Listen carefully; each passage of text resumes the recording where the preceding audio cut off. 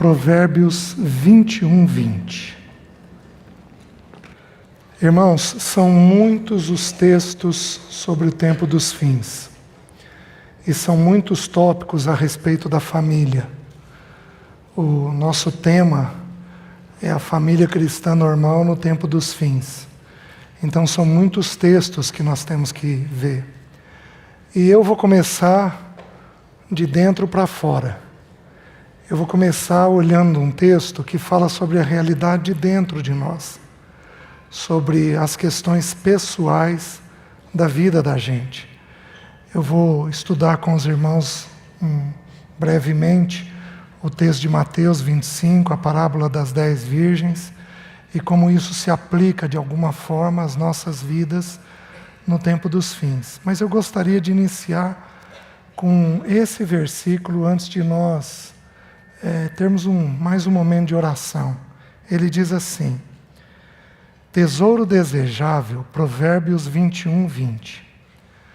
Tesouro desejável e azeite há na casa do sábio, mas o homem insensato os desperdiça. Tesouro desejável e azeite há na casa do sábio, mas o homem insensato os desperdiça. Visita os irmãos e as irmãs, visita os jovens, visita os homens e as mulheres, visita no Senhor, visita no Senhor, visita no Senhor, visita no Senhor, visita no Senhor, visita o teu povo, visita-nos, Senhor, visita-nos para a glória do teu nome. Aleluia, Senhor. Pai, nós te agradecemos pelo teu amor e a tua bondade. E te agradecemos por esse tempo na tua presença. Somos completamente dependentes do teu Espírito Santo para nos abrir os textos e ministrar ao nosso coração. Precisamos do Senhor. Por isso pedimos o teu socorro e a tua ajuda. Abençoa os professores que estão com os pré-adolescentes, as crianças. Senhor, cuida desse tempo ali e as nossas vidas aqui. Visita-nos. Senhor, remove aquilo que impede a ação do teu Espírito. Remove. Em nome de Jesus. Aplana os caminhos do nosso coração. Guarda, Senhor, as fontes da nossa vida, para que o teu nome seja glorificado essa noite. Eu oro em nome de Jesus. Amém. Mateus capítulo 25, do versículo 1 ao versículo 13, a palavra de Deus nos diz assim: então, o reino dos céus será semelhante a 10 virgens que, tomando as suas lâmpadas, saíram a encontrar-se com o noivo. 5 delas eram nécias, tolas, insensatas, e 5 prudentes. As nécias, ao tomarem as suas lâmpadas, não levaram azeite consigo. No entanto, as prudentes, além das lâmpadas, levaram azeite nas vasilhas. E tardando o noivo, foram todas tomadas de sono e adormeceram. Mas à meia-noite ouviu-se um grito: eis o noivo, saí ao seu encontro. Então se levantaram todas aquelas virgens e prepararam as suas lâmpadas. E as nécias disseram às prudentes: dai-nos do vosso azeite, porque as nossas lâmpadas estão se apagando. Mas as prudentes responderam: não, para que não nos falte a nós e a vós outras. Ide, antes, aos que o vendem e comprai-o. E saindo elas para comprar, chegou o noivo. E as que estavam apercebidas entraram com ele para as bodas, e fechou-se a porta. Mais tarde, chegaram as virgens nécias, clamando: Senhor, Senhor, abre-nos a porta. Mas ele respondeu: em verdade vos digo que não vos conheço. Vigiai, pois, porque não sabeis o dia nem a hora. Até aqui. Meus queridos, o tempo dos fins são tempos muito difíceis. São tempos de engano, de erro, de apostasia. Alguns poucos versículos nos esclarecem isso. Por exemplo, Timóteo diz assim: sabe, porém, isso, que nos últimos dias sobrevirão tempos difíceis. Quando Jesus foi ser julgado em nosso lugar, ele passa pelo Getsêmani. Ele diz, o livro de Lucas relata que aquela era a hora do poder dos homens e do poder das trevas. O nosso tempo, o tempo que nos está proposto de agora até o fim, são tempos de negridão, são tempos difíceis. Nós não podemos nos iludir com o que alguns irmãos dizem, às vezes ligados à política, ligados tentando mudar, estabelecer normas, leis que protejam o Evangelho, porque isso não será assim no tempo dos fins. No tempo dos fins, o pecado vai avançar e vai avançar muito. O texto de Timóteo diz que quando for retirado aquele que detém o homem do engano, o homem que vai enganar a todos nós, então toda a nação, todas as nações, todas as terras serão constantemente enganadas. O tempo dos fins é tempo em que nós, inclusive, seremos tentados a sentir coceira nos ouvidos para ouvir um evangelho que abrande os nossos corações, que acalme os nossos corações, porque são dias de muito horror. Dias de muito horror. Para aqueles que estão habituados a lidar com aconselhamento, a gente nunca viu coisas tão difíceis acontecendo, mas que se espalham pelo país inteiro. Desesperos tão grandes dentro das pessoas. E esta é uma jornada que nós teremos que fazer até que Ele venha buscar a sua igreja. Nós teremos que fazer individualmente, teremos que fazer em casal, louvado seja o nome do Senhor, porque a palavra de Deus diz que é melhor serem dois do que um, porque tem melhor paga do trabalho. Teremos que fazer em família, porque o Senhor chama famílias, Ele não chama apenas pessoas individuais, mas Ele chama também famílias inteiras. E nós não podemos nos assustar. O povo de Deus não se assusta, porque serão tempos de julgamento e tempos dos fins. Pensem comigo. Faraó mandou matar as crianças, os meninos. E os pais de Moisés não tiveram medo de ter filhos. Mesmo em períodos em que a ordem de Faraó é para que a parteira matasse as crianças. Deus provê um bendito cesto, uma bendita água para os nossos filhos. No tempo dos fins, Deus tem um socorro, inclusive para os nossos filhos. Nós não podemos deixar o nosso coração desesperar neste período e neste tempo. São tempos de trevas, são tempos difíceis, porém, nós faremos essa jornada. Amém, irmãos? Até que o Senhor venha. Porém, há um problema.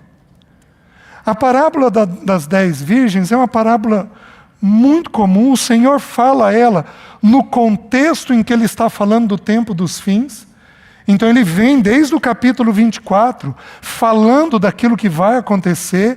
Ele diz que por se multiplicar a iniquidade, o amor de quase todos esfriaria. O quase todos possivelmente vai pegar de mim para cá. A banda de lá está salva. A banda de cá se perdeu. esfriou no amor. Pode ser também daqui para cá. A banda de lá está salva. A de cá não. A do meio está complicada, né? O tempo dos fins é um período de avanço de pecado. E à medida que o pecado vai avançando, o nosso coração vai sendo tomado por desamor. O Senhor ensinou isso, que por se multiplicar a iniquidade, o amor de quase todos esfriaria. Meus queridos, são tempos terríveis. E esta jornada nossa, no tempo dos fins, até que o Senhor venha, ela tem que ser feita com azeite. Ela não pode ser feita sem azeite. É um ensino simples. Por isso, antes de começar a falar sobre casais, sobre família, eu gostaria de abrir algumas famílias que viveram no tempo dos fins. Eu gostaria de começar com o nosso próprio coração. Então a palavra é para você, mulher, é para você, homem, é para você, jovem. A palavra não é para o vizinho. A palavra não é para o teu marido. A palavra não é para a tua esposa. A palavra é para nós individualmente. A parábola das 10 virgens conta a história de 10 virgens. Ele começa dizendo, então, o reino dos céus. Nós sabemos, muito rapidamente, que reino dos céus é diferente do reino de Deus. O reino de Deus se estende do início ao fim. É um reino sempiterno. Ele não teve início e não teve fim. Ele pertence a Deus. Ele vai longe. Ele não teve início e ele não tem fim. Ele existe muito antes do planeta Terra ter sido criado. Muito antes de Deus ter criado o Jardim do Éden, colocado Adão e Eva. O reino de Deus vai de eternidade a eternidade. Mas o reino dos céus é um ensino diferente nas Escrituras. O reino dos céus vai de quando o Senhor desceu a essa terra, até quando o Senhor entregar o reino ao Deus e Pai, de acordo com 1 Coríntios 15. Então este reino, ele tem uma fase. Ele é uma fase dentro do reino de Deus. Ele demanda a encarnação do nosso Senhor, até o nosso Senhor ter resolvido todas as coisas e ter entregue o reino dos céus, o reino que ele veio conquistar, ao Deus e Pai, sujeitando todas as coisas, inclusive a si mesmo, ao Pai. Depois você pode dar uma olhadinha lá em 1 Coríntios capítulo 15. Meus queridos, desde que Jesus veio, a igreja é severamente perseguida. Desde que Jesus veio, o nosso Senhor foi perseguido.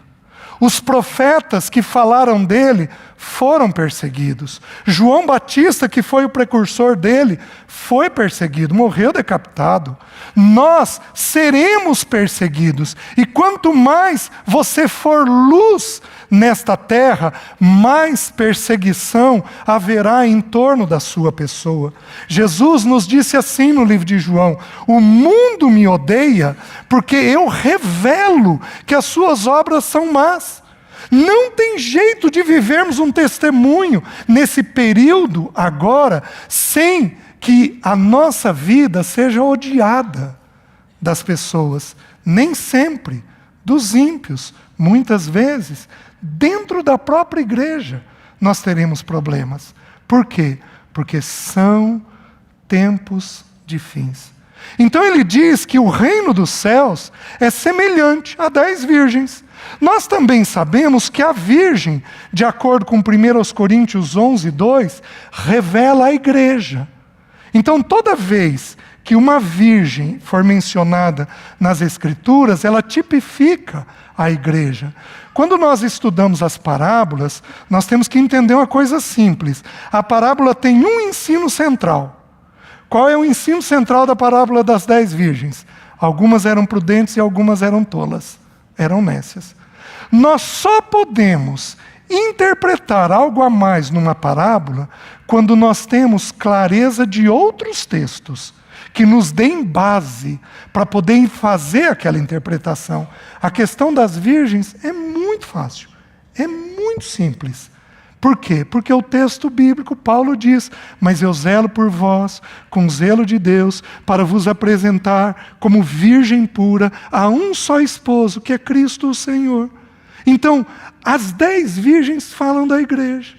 E, meus queridos, nesta parábola, há 2 classes de irmãos dentro da igreja.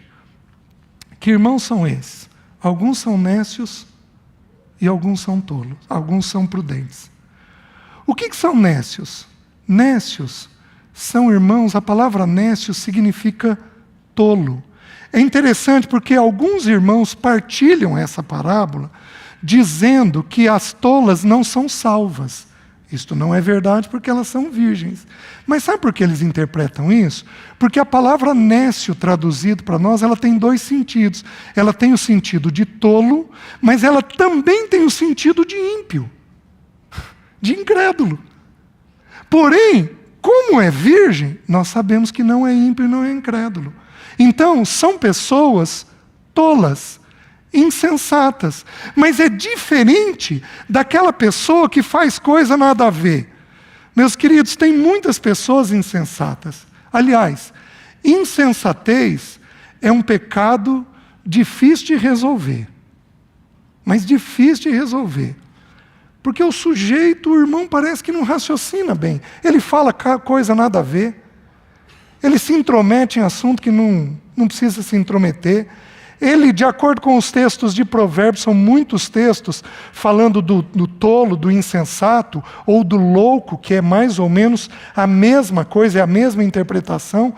São irmãos que não se posicionam de um jeito adequado diante da vida. Isso daqui não é uma pessoa tola apenas. Isso daqui é um irmão que sabe o que deveria fazer e não faz.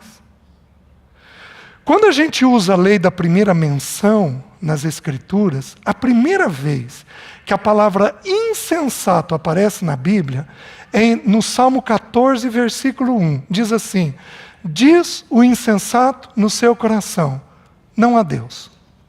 Então, o que é o nécio? O que é o tolo? O que é o insensato? É aquele que toma decisões na vida sem considerar o temor do Senhor. Ele não considera a opinião de Deus naquilo que ele está decidindo. São irmãos, são salvos, são crentes, estão conosco, mas no dia a dia, eles simplesmente não consideram o que vão decidir, onde vão trabalhar, o que vão falar, como vão pensar os assuntos da vida, como vão pensar dinheiro, relacionamento, sexo e vai por aí afora. Eles consideram isso segundo uma mente carnal e não segundo a mente do Senhor. Essas pessoas são tolas.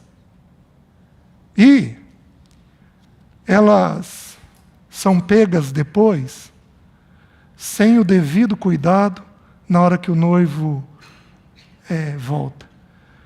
Então, nós vamos ter sempre dentro da igreja, por esta parábola, irmãos que não se preparam de forma adequada para a vinda do Senhor. Meus queridos, falar da vinda do Senhor nesses dias atuais, até para alguns irmãos é complicado. Até para alguns irmãos, se o Senhor nos permitir, nós vamos estudar um pouquinho o julgamento de Deus na família de Ló. Nós vamos tentar tirar princípios de Ló, da mulher e das filhas dele. Meus queridos, nós simplesmente somos contaminados pelo mundo quando somos tolos. O mundo vai entrando, vai entrando, vai entrando, vai entrando, e nós não consideramos o que Deus pensa daqueles temas. A palavra de Deus é tão linda, é tão única, ela preserva tanto a gente, mas o tolo não considera, o irmão tolo, não considera Deus naquilo que faz. E aí diz que há irmãos que são prudentes.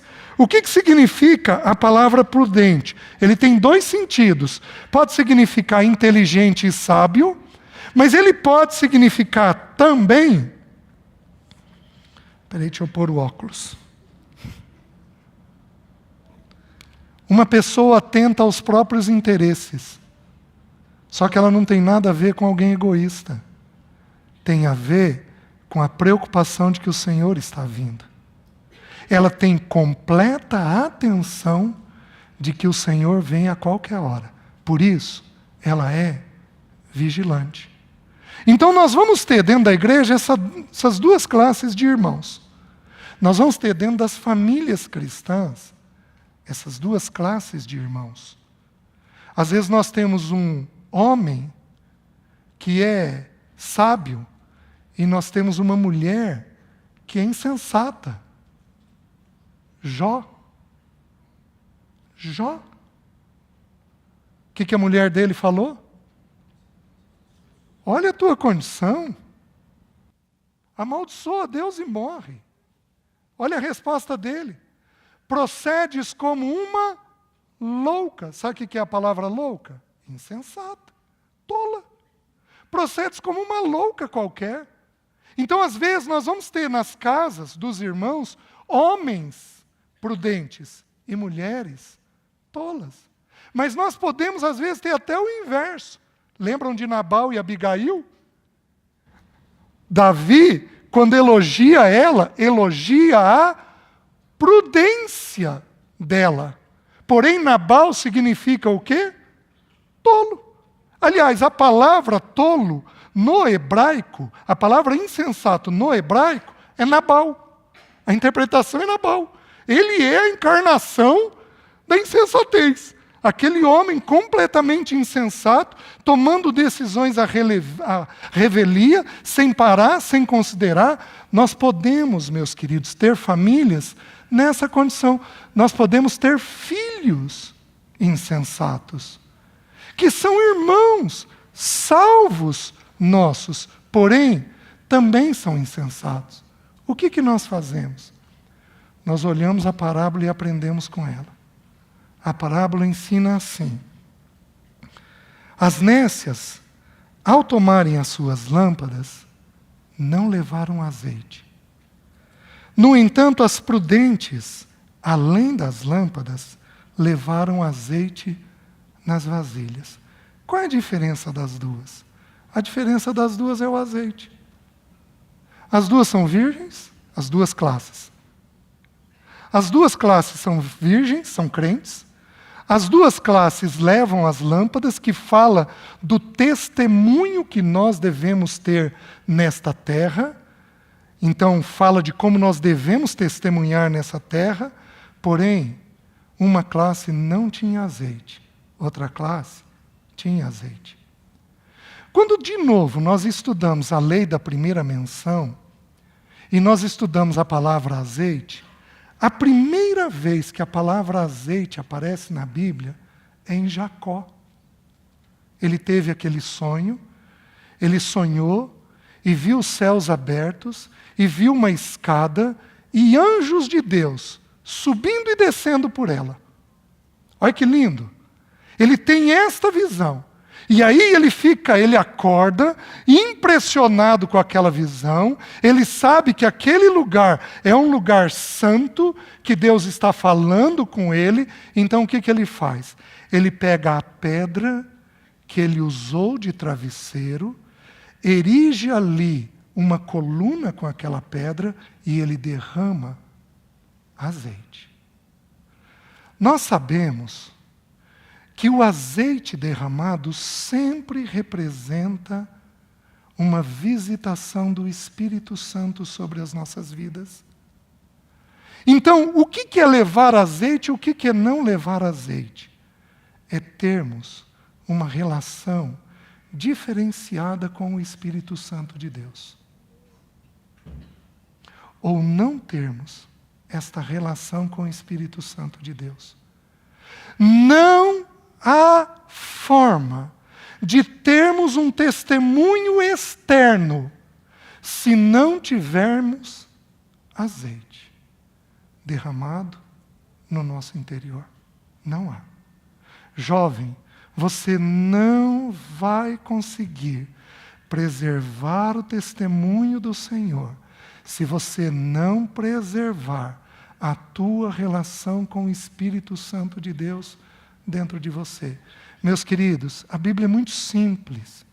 Jesus, ele fala algo que é maravilhoso e até um pouco incompreensível. Ele diz assim em João: se eu não for, o Espírito Santo não virá. Meus queridos, o nosso Senhor subiu. Mas o nosso Senhor subiu para que o Espírito fosse derramado no coração de todos nós. Ele diz que o Espírito estava com os discípulos, mas aí ele fala assim: porém, ele estará em vós.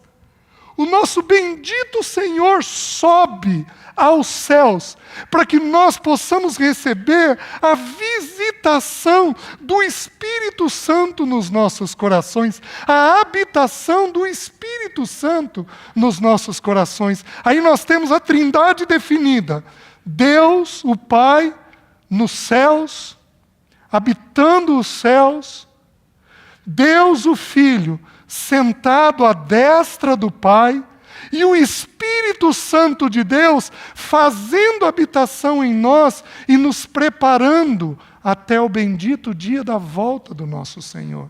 Nós vamos ter que tomar uma decisão de que irmãos nós seremos, que virgem nós seremos. Se nós seremos cheios da vida do Espírito em nós, se nós manteremos uma comunhão adequada com o Espírito Santo dentro de nós, ou se nós apenas seremos irmãos sem estarmos cheios do Espírito Santo de Deus. Esse azeite precisa ser derramado nas nossas lâmpadas.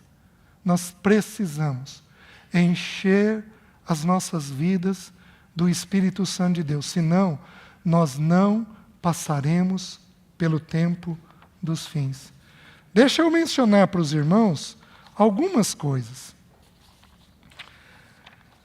A segunda vez que a palavra azeite é mencionada na Bíblia, eu vou abrir o texto para vocês, é Êxodo 25, versículo 6. Diz assim, começando lá com o versículo 1, disse o Senhor a Moisés. Ele vai começar agora a fazer um chamado para fazer o tabernáculo. 25 de Êxodo. Disse o Senhor a Moisés: fala aos filhos de Israel, que me tragam oferta de todo homem cujo coração o mover para isso. Dele recebereis a minha oferta. Esta é a oferta que dele recebereis: ouro, prata, bronze, estofa azul, púrpura, carmesim, linho fino, peles de cabra, peles de carneiro, tintas de vermelho e peles finas, madeira de acácia e azeite para a luz. Você não tem condições de dar um testemunho se você não for cheio do Espírito. Deixa eu fazer uma pergunta. Você pecou por alguns dias seguidos contra a sua casa? Homem, deixa eu perguntar para você. Você andou pecando contra a sua casa por um período seguido? Vamos colocar aí um mês. Deixa eu ensinar uma coisa simples. Sabe o que faltou naquele mês? Enchimento do Espírito. Porque a regra é simples. Se eu sou cheio do Espírito, eu não dou vazão para a obra da carne. Se eu sou cheio da carne, eu não tenho o Espírito me enchendo naquele momento. É tão simples. Quantos períodos de pecado nós passamos, meus irmãos? Se eu olhar para trás, foram períodos e mais períodos de pecado. O que deveria ser a vida normal de um irmão, de uma irmã, de um marido, de uma esposa, de filhos, o que deveria ser a vida normal? De vez em quando, ter uma luta com o pecado, isso é o normal. Quando passamos um período extenso, especialmente depois que passamos a juventude, porque na juventude ainda vamos lutar muito, é normal, mas depois que passamos a juventude, meus queridos, o pecado deveria ser uma coisa esporádica na nossa vida. Mas por que passamos por períodos a fio em pecado? Porque não mantemos uma vida cheia do Espírito. Simplesmente não preservamos.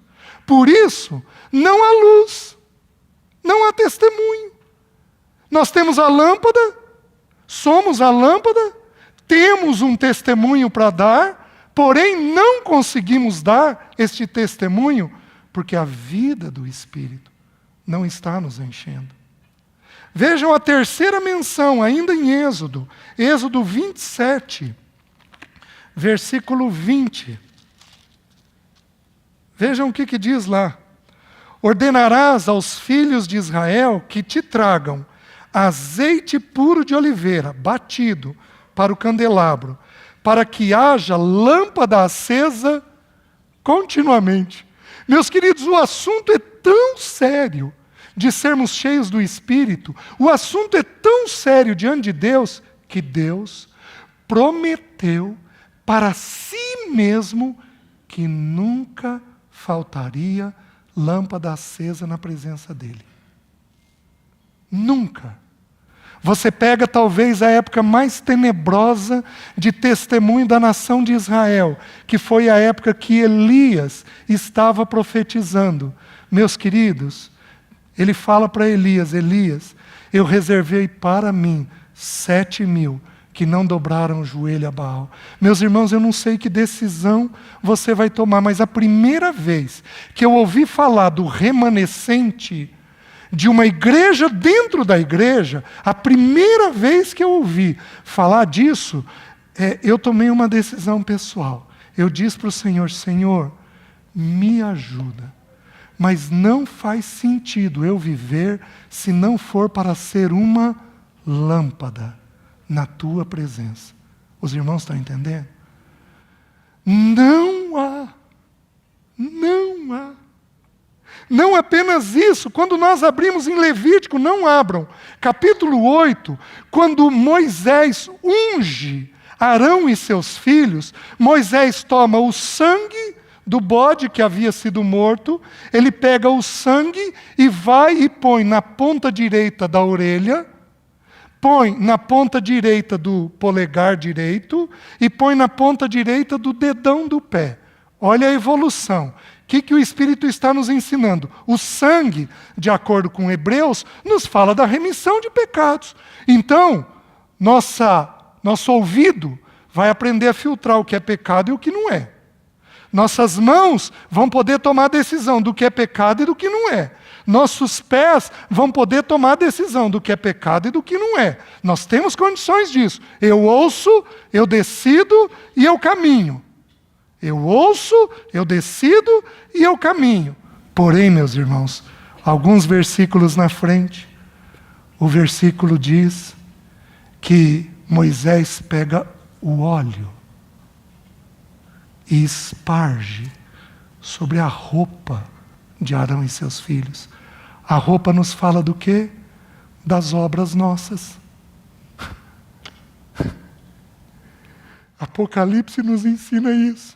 Que a noiva estava adornada de linho finíssimo, que são as obras dos santos. Meus queridos, homem, para você dar um testemunho de amor, de paciência, de graça, de tolerância, para você dar um testemunho firme e sólido de graça para sua esposa, que é o que nós devemos dar. Se o Senhor nos permitir, nós vamos ver que Noé, que foi uma família que passou pelo tempo dos fins, que Noé foi cheio da graça do Senhor. O único jeito de termos graça e podemos ter plena aceitação pelos nossos, pela nossa esposa, pelos nossos filhos, é se Deus aspergir óleo na nossa roupa. Falta-nos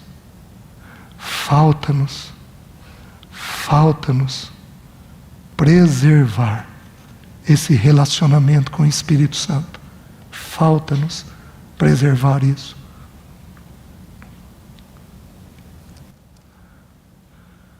Não tem jeito de uma mulher suportar esse tempo, não ser atraída ao mundo. Não tem jeito, se não for por uma vida cheia do Espírito. Então nós temos que tomar uma decisão muito simples. De que jeito nós vamos viver este período dos fins? Aí nós vamos um pouquinho mais no texto. Volta lá. Capítulo 25. No entanto, as prudentes, além das lâmpadas, levaram azeite nas vasilhas. Elas levaram o Espírito Santo de Deus nas suas vasilhas. O que nós precisamos de uma forma prática? O que é levar esse Espírito Santo nas nossas vidas? Meus queridos, todos os textos que eu olho falam uma coisa simples. Nós precisamos, em primeiro lugar, ter uma vida de oração. Nós precisamos orar mais. Nós precisamos orar mais. Nós precisamos orar mais. Nós precisamos orar mais em família. Nós precisamos orar mais como casais. Eu tenho um grande amigo. Ele mora muito longe. Talvez nós nos falamos 2, 3 vezes por ano. Mas eu sou grato a Deus porque ele e a esposa dão um testemunho. Eles oram todo dia, juntos. Todo dia, juntos. Que ministério. Eu sei que minha vida está coberta por ele. De tempo em tempo, Deus comunica algo a ele sobre a minha vida. E ele me liga. César, e daí? Estou ouvindo tal coisa. O que é isso? É assim mesmo? Não é? É isso que o Espírito está comunicando comigo? Vocês querem ver? Vamos dar uma olhadinha de quando o Espírito Santo desceu sobre algumas situações. Vocês querem ver a primeira? Vamos olhar o nosso Senhor. Nós sabemos, pelo livro de Mateus, capítulo 3, o texto de Mateus diz assim, que o Senhor Jesus foi para ser batizado, e aí João falou com ele, Senhor, eu que preciso ser batizado pelo Senhor, e o Senhor vem a mim, e ele diz, não importa, vamos cumprir o que a lei diz, e ali diz que ele foi batizado, e o Espírito Santo de Deus desceu como pomba sobre a vida dele, certo? Mas vejam o que Lucas descreve, abra lá, Lucas capítulo 3. Lucas descreve o mesmo momento, o mesmo. Olha como é que Lucas descreve. Vejam, meus irmãos, o que é levar um relacionamento com o Espírito Santo de Deus para o tempo dos fins. Olha o que diz. E aconteceu que, ao ser todo o povo batizado, também o foi Jesus. E estando ele a orar, o céu se abriu e o Espírito Santo de Deus desceu sobre ele em forma corpórea. Meus queridos, nós precisamos de mais oração. Porque quando nós oramos, o que o Espírito faz? Ele desce sobre nós. Vocês querem ver os discípulos? Um texto muito conhecido. Abram em Atos, capítulo 1, versículo 4. Desculpem, versículo 14. Diz assim, todos estes perseveraram unânimes em oração com as mulheres, com Maria, mãe de Jesus, e com os irmãos dele. O que aconteceu logo depois? O Espírito Santo vem sobre eles. Meus queridos, eu não sei qual a tua origem. Eu já passei por alguns grupos de irmãos. E eu já vi movimentos pentecostais, já vi coisas dentro das Escrituras, fora das Escrituras. Porém, é muito simples. Você quer ser cheio do Espírito? Se dedique um pouco mais à oração. Não uma oração religiosa.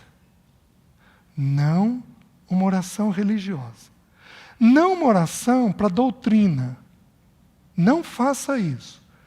Aqueles irmãos que estudam em demasia precisam decorar João 7,17. Lá diz assim: aquele que quiser fazer a vontade do Pai, conhecerá a respeito da doutrina. Sabe qual é o jeito correto de nós crescermos em doutrina?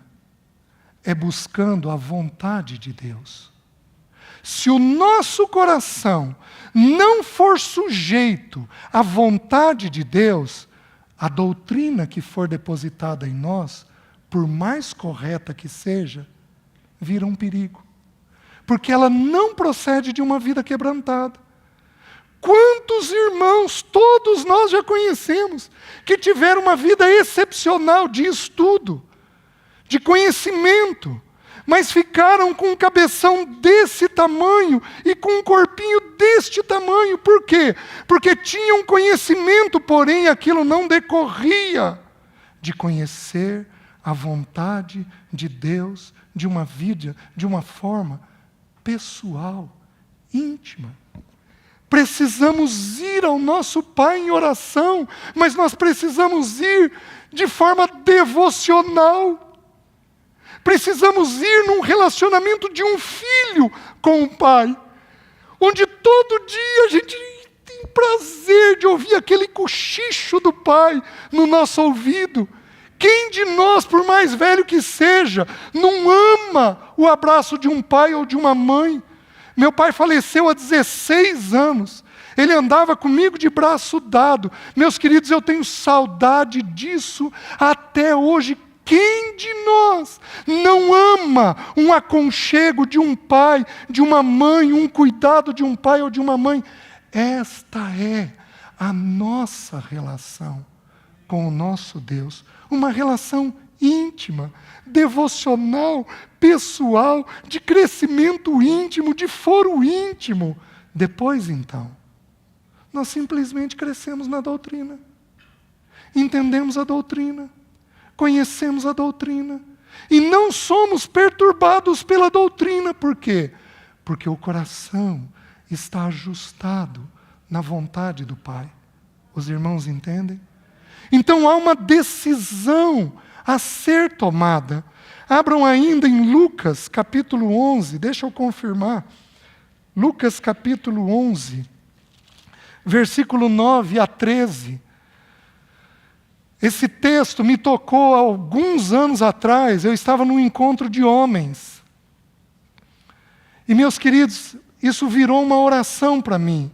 Esse contexto aqui é um contexto onde o Senhor vem ensinando sobre oração.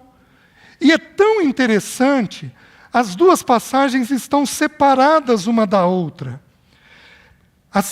No capítulo 10, o texto termina com Maria e Marta. Qual é o grande ensino de Maria e Marta? Uma escolheu a melhor parte. Você tem que tomar uma decisão. Você vai ser nécia ou prudente. E aí o Senhor inicia uma sequência falando a respeito de oração. Então ele primeiro ensina a orar, aí ele ensina a oração do Pai Nosso. Depois ele conta a parábola do amigo inoportuno, de bater sem cessar,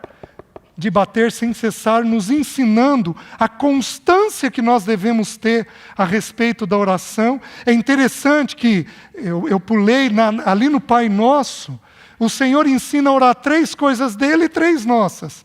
Pai nosso que estás no céu, santificado seja o teu nome, venha o teu reino, seja feita a tua vontade. 3 coisas dele e 3 nossas, que nós precisamos cuidar diariamente. Sabe quais são? Agradecer pelo pão. Se brincar, tem alguns de nós que nem oramos mais nas refeições. Tem famílias que perderam essa prática. Oh, meus queridos, o texto é tão claro. Agradecer pela refeição, mas não só isso. Tem mais 2 coisas que nós deveríamos orar diariamente. Livra-nos do mal. Porque Satanás arma contra todos nós ciladas diárias. Ele é incansável no propósito dele de destruir o testemunho nosso com o Senhor. E a terceira coisa é orar por perdão.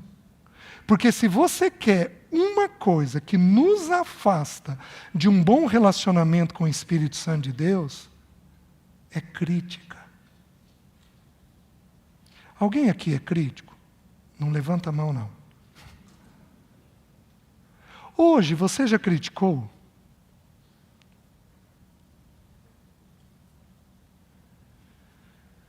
De vez em quando você é azedo. Esses dias eu ouvi um irmão que falou uma coisa que eu me diverti. Ele falou que tem alguns irmãos que parece que foram batizados na limonada. Tem um azedume interno que não cessa. Aquilo lá, meus irmãos, é um pecado chamado ira. Tem 2 iras na Bíblia. Tumos, que é 20 minutos, é uma coisa explosiva, e ergos, que é mau humor. Isto é ira, isto é pecado. E aí, a gente critica não só as coisas, o tempo, está chovendo, está sol, mas que coisa dura, estou suando. A gente não critica só as coisas. Em geral, a gente critica especialmente irmãos. Porém, meus irmãos, é para nós orarmos diariamente. O quê? Perdoa-nos. Assim como nós temos. Não é um pecado para brincar. Porque é um pecado que nos afasta do Espírito Santo de Deus. Nos afasta do Espírito de Deus. Então, a gente precisa entender que o Senhor está nos ensinando a orar. E aí olha o que ele diz no versículo 9. Por isso eu vos digo, pedi e dar-se-vos-á, buscai e achareis, batei e abrir-se-vos-á. Pois todo o que pede recebe, o que busca encontra, e a quem bate, abrir-se-lhe-á. Qual dentre vós é o pai que, se o filho lhe pedir pão, lhe dará uma pedra? Ou se pedir um peixe, lhe dará em lugar de peixe uma cobra? Ou se lhe pedir um ovo, lhe dará um escorpião? Meus irmãos, eu sempre entendi esse texto como a perseverança em oração. Porém, hoje, eu particularmente tenho uma opinião diferente. Porque o texto diz assim: se vós, que sois maus, sabeis dar boas dádivas aos vossos filhos, quanto mais o Pai Celeste dará o Espírito Santo àquele que lhe o pedir. Meus queridos, preste atenção nisso. Se você tiver o Espírito Santo, o que te falta? Se você for cheio do Espírito Santo, o que te falta? Portanto, o pedir, o buscar e o bater segue uma direção. Qual direção? Senhor, me enche do teu Espírito. Senhor, me enche do teu Espírito. Senhor, me esvazia de mim mesmo, para eu poder ser cheio do teu Espírito. Senhor, me esvazia de mim mesmo, para eu poder ser cheio do teu Espírito. Meus irmãos, é uma linguagem simples das Escrituras, porém poderosíssima. Que decisão você vai tomar? Você vai ser nécio e tolo, ou você vai ser prudente? E aí o texto continua, volta lá a Mateus 25, para a gente, estamos caminhando já para o fim. Mateus 25, o texto termina assim, o texto continua assim: mas à meia-noite ouviu-se um grito, eis o noivo, saía ao seu encontro. Eu pulei a parte que elas dormem, porque senão não vai dar tempo. Mas o tempo dos fins é propício a fazer o que conosco? Vou mencionar uma única coisa sobre o sono. Os discípulos estavam com o Senhor. E o Senhor pediu para eles estarem em oração com eles. O Senhor se afasta um tiro de pedra e pede para eles ficarem sozinhos. Eles podiam ter orado em 4. Mas o Senhor se afasta, por quê? Porque a cruz cabe um. A cruz não é para o casal, a cruz não é para a família, A cruz é para uma pessoa. A vontade do Pai para o Filho cabia para o Filho. Jesus então se afasta um tiro. E ele fica, os 3 discípulos ficam. Porém, ele sabia o que estava acontecendo. Jesus havia falado da morte dele o último mês muitas vezes para ele. O Senhor foi preparando os seus para isso. E eles foram, de acordo com o livro de Lucas, tomados pelo sono da tristeza. Bom, já que eu comecei, agora eu termino. Você tem um filho afastado? Você pode olhar essa perda e ser tomado por tristeza. Você tem um problema que não se resolve? Você pode ser tomado por uma tristeza e, quando você perceber, você está tão esgotado, que você dorme, você se descuida. O Senhor não condenou o sono delas, elas adormeceram. O Senhor, o texto não condena, pelo menos o texto não condena, condena o fato de não terem levado azeite. Mas, meus queridos, quando nos deparamos com pecado, com tristeza, com angústia, com dor, com sofrimento, nosso coração vai sendo tomado do quê? De tristeza. E nós podemos começar a dormir e então nos descuidar com as coisas. Homem, por favor. Homem, por favor. Entenda o peso do texto bíblico para você. As 2 famílias do tempo dos fins, Noé e Ló, fala de Noé e Ló. Porém, as 2 mulheres não tinham nome. Deus deu tanto nome para tantas mulheres, mas essas 2 mulheres não tinham nome. A primeira não é nem lembrada, a segunda comete um pecado grave. E a Bíblia manda a gente lembrar dela. Mas esses homens foram os que conduziram as suas famílias no período de julgamento. Não que as mulheres não tenham peso, se o Senhor permitir, eu quero abrir como é que a mulher, a mãe, a esposa, procede no período do fim. Mas, homem, entenda que quando a Bíblia conta histórias sobre as famílias no tempo dos fins, a Bíblia põe em destaque os homens. Chega de dormir. Chega de dormir. Desperta, ó tu que dormes, e Cristo te iluminará. Sabe onde esse texto está escrito? 3 versículos antes de dizer que é para nós sermos cheios do Espírito. 3 versículos antes. Depois ele vai dizer que é para nós não nos embriagarmos com vinho no qual há dissolução, mas sermos cheios do Espírito Santo. Homem, nós temos que tomar uma atitude pessoal. Se nós vamos ser nécios ou se nós vamos ser prudentes nesse tempo dos fins. Aí então, o noivo chega. E aí diz o versículo 6. Mas à meia-noite ouviu-se um grito, eis o noivo, saía ao seu encontro. Então se levantaram todas aquelas virgens e prepararam as suas lâmpadas. E as nécias disseram às prudentes, dai-nos do vosso azeite, porque as nossas lâmpadas estão se apagando. Mas as prudentes responderam, não, para que não nos falte a nós e a vós outras, e diante aos que o vendem, e comprai-o. Meus queridos, o relacionamento com o Espírito Santo de Deus, ele é intransferível. É curioso que a bênção de Deus não. Deus, quando abençoa uma pessoa, quem cerca aquela pessoa também é abençoado. É impressionante. Aquelas pessoas que estão em volta também crescem com aquela pessoa que é abençoada. Vocês lembram de Salomão?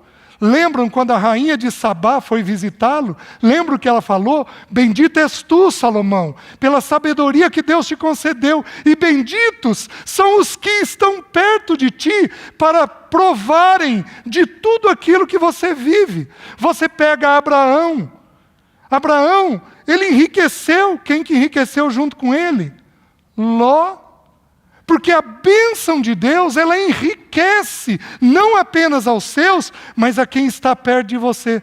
Mas, meus queridos, o relacionamento com o Espírito Santo de Deus é único e é intransferível.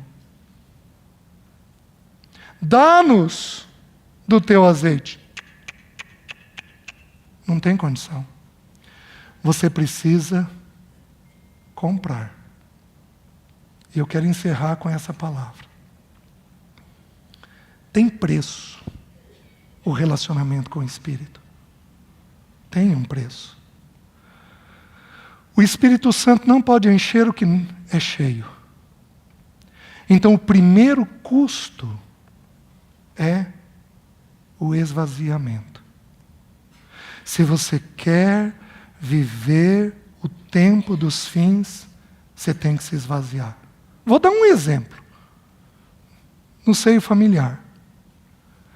Muitas vezes as nossas esposas falam conosco sobre alguma coisa. O que nós homens fazemos? Damos um jeitinho de torcer a conversa e culpamos elas.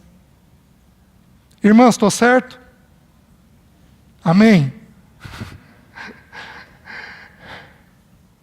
Sabe o que é isso? Falta de esvaziamento. Você deveria, no mínimo, perguntar assim: querida, é isso e isso que você está tentando me falar? É. Então eu vou orar sobre isso, para ver se Deus está nisso. Como é que vamos levar uma vida familiar assim? Mas não é só homem, não. Tem muita mulher que é intratável.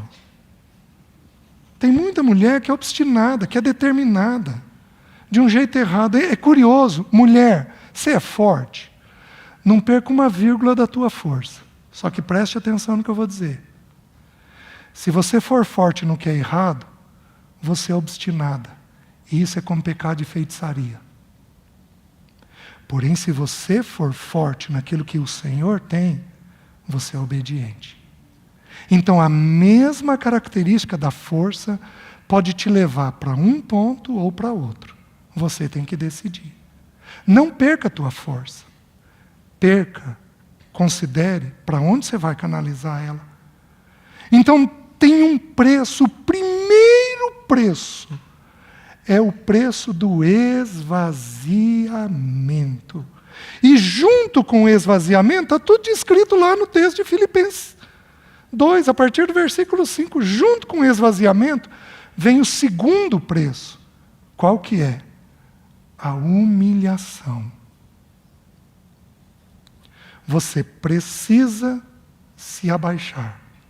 A palavra humilde significa aquele que se abaixa. O terceiro preço, e aqui nós começamos a ter um problema mais grave, porque esses outros dois são de foro interno, mas o terceiro já é um pouco de foro externo. Não há vida com o Espírito sem tempo na palavra e na oração. Porque nós amamos aquilo que nós damos tempo. Nós damos tempo para aquilo que nós amamos. A primeira característica de você ser cheio do Espírito é que você tem desejo de estar na palavra e na oração. Ide e comprai. Há um preço a ser pago. E você tem que decidir se você vai pagar ou não. Amém, meus irmãos? Que pessoa você quer ser para esse tempo dos fins? Que o Senhor nos ajude. Curva sua cabeça.